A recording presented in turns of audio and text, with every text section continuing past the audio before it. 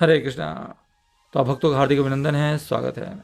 तो आज की जो कथा का विषय है वो है धृतराष्ट्र का गृहत्याग।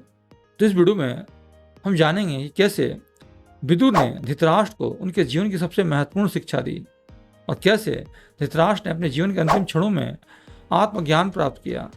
इस अद्भुत कथा में छिपे हैं वे रहस्य जो आपके हृदय को छू लेंगे और आपको गहरे आध्यात्मिक मार्ग पर ले जाएंगे। तो इस वीडियो को अंत तक जरूर देखें और जानें कि कैसे जीवन के सबसे कठिन समय में भी आध्यात्मिकता जो है हमें सही मार्ग दिखा सकती है, और साथ ही साथ कुछ शिक्षाएं भी हम इस कथा से जानने का प्रयास करेंगे। तो ये जो कथा है ये श्रीमद् भागवत का स्कंद 1 के 13वें अध्याय में वर्णित है। तो आइए शुरू करते हैं। तो आज की कहानी भी शुरू होती है विदुर जी से, जो अपने तीर्थाटन के दौरान मैत्रेय ऋषि से मिले थे।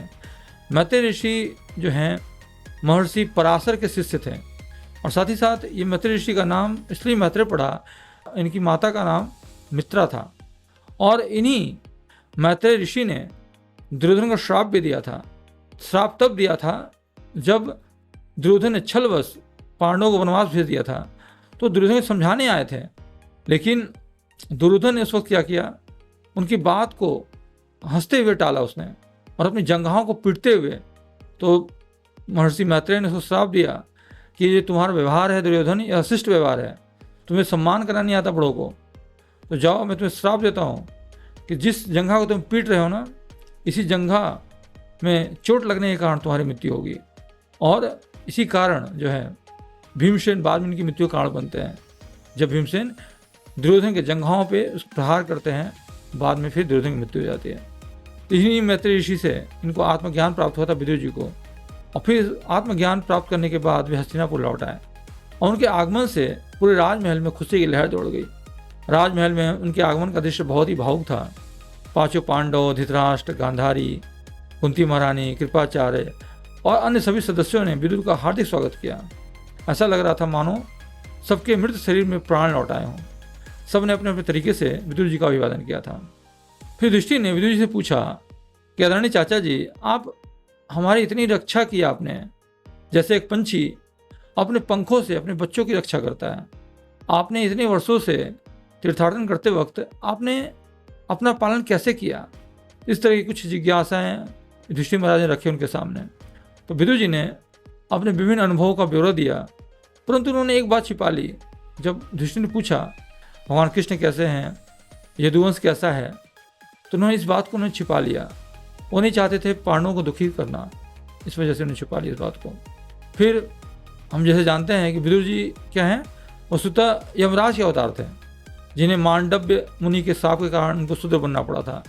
ऐसी कहानी बहुत रोमांचक है। कहानी ये थी कि एक बार मांडव्य ऋषि के आश्रम में कुछ चोर जो हैं कुछ धन लेके आ गए थे, और उन चोरों का पीछा राजा के कुछ सैनिक कर रहे थे। बाद में उस धन को वो मांडव्य ऋषि के आश्रम में पाते हैं, और फिर उनको जो है उस जुर्म में गिरफ्तार कर लेते हैं और राजा के पास ले जाते हैं। राजा इन्हें चोर समझ के इनको दंड देता है कि सूली पे इसको टांग दिया जाए, मांडव्य ऋषि को। लेकिन बहुत दिनों तक जो है अपने योग विद्या के बल पे उनकी मृत्यु नहीं होती है। बाद में जब राजा को पता चलता है कि ये तो कोई सिद्ध ऋषि हैं, तब उनको वो छोड़ देते हैं। लेकिन मांडव्य ऋषि अपने इस जिज्ञासा को शांत करने के लिए यमराज के पास जाते हैं कि किस कारण से उनको ये दंड मिला। तो यमराज बताते हैं कि आपने बचपन के में जब आपकी उम्र 12 साल थी, तो आपने एक फतिंगे के पूंछ में सींग चुभ हुई थी, उसी के फलस्वरूप आपको यह कष्ट सहना पड़ा। तब ऋषि मांडव्य ने यमराज से कहा कि 12 वर्ष की उम्र में किसी को भी धर्म अधर्म का ज्ञान नहीं होता। आपने मुझे छोटे से अपराध के लिए बड़ा दंड दिया है, इसलिए मैं आपको श्राप देता हूँ कि आपको भी शूद्र योनि में एक दासी पुत्र के रूप में जन्म लेना पड़ेगा। इसीलिए यमराज को बाद में एक दासी पुत्र के घर जन्म लेना पड़ा। ये थी विदुर जी के जन्म लेने की कथा। तो आइए आगे बढ़ते हैं।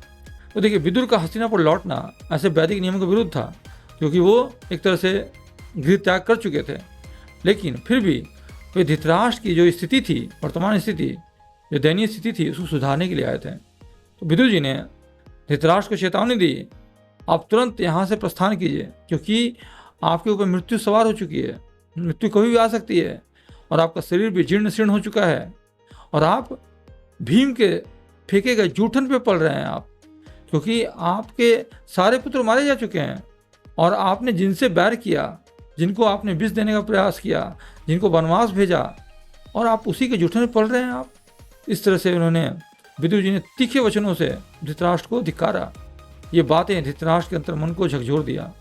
इस प्रकार धृतराष्ट्र ने अपने दृढ़ मन से अपने समस्त पारिवारिक संबंध को एक झटके में ही काट दिया। उसी रात धृतराष्ट्र, उनकी पत्नी गांधारी बिना किसी को बताए चुपचाप घर से निकल पड़े।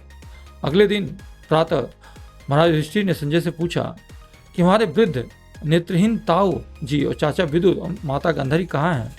संजय जो थे वो धृतराष्ट्र जी के सारथी थे और हर पल वो धृतराष्ट्र के साथ ही रहते थे। इसलिए उन्होंने संजय से पूछा, युधिष्ठिर ने। तो संजय ने कहा, हे युधिष्ठिर महाराज, मैं आपके ताऊ जी धृतराष्ट्र, चाचा विदुर तथा गांधारी के विषय कुछ नहीं जानता।